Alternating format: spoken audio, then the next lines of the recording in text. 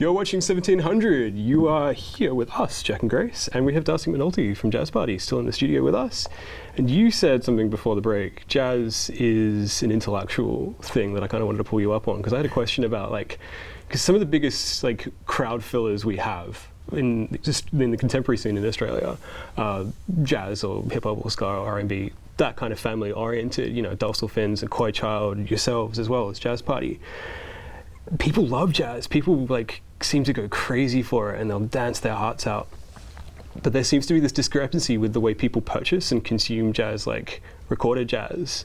I kind of wanted to get your thoughts on, like, maybe jazz isn't so much an intellectual thing, maybe, I don't know. Yeah, well, I mean, it's just music, and I don't know, it's just a word as well, jazz. I mean, like, people see a saxophone and they go, that's jazz. And I mean, we've done it to ourselves because we called ourselves Jazz Party. But you know, a lot of people have actually told us to change that name, but that's just who we are. And yeah, I think it's a weird thing. Like, I guess I'd almost call it acoustic music. Like, we play acoustic instruments. Like, a lot of the time we play piano and obviously horns, like saxophone and trumpet.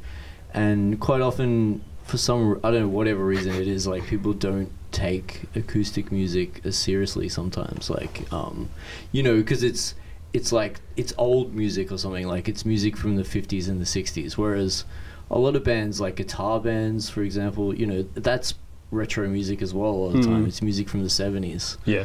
But that's taken more seriously for whatever reason, even if it's, you know, say music from the 60s might be 50 years old and music from the 70s is 40 years old, but that's like, that's a more serious thing. Yeah. I don't know if that makes sense. No, it's cool. Yeah, Thank you. You know, like 10 years earlier and it's retro, and then it's contemporary if it's like a guitar band kind of thing. So it's interesting. I don't know what it is. I guess it's just a mindset. It's a cool observation. Grace?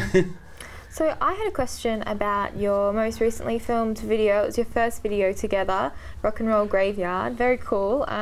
What was the process like, taking that from pre-production to complete?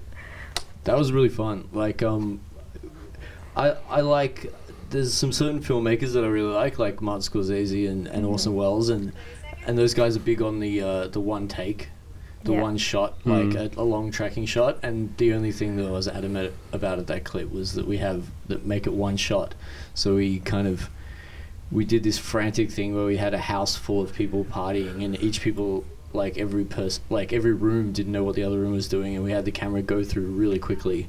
We filmed it in like 2.5 minutes with one continuous shot, and then we put it in halftime, and then we got the clip. It took us like 7 takes, but we got it on the last take.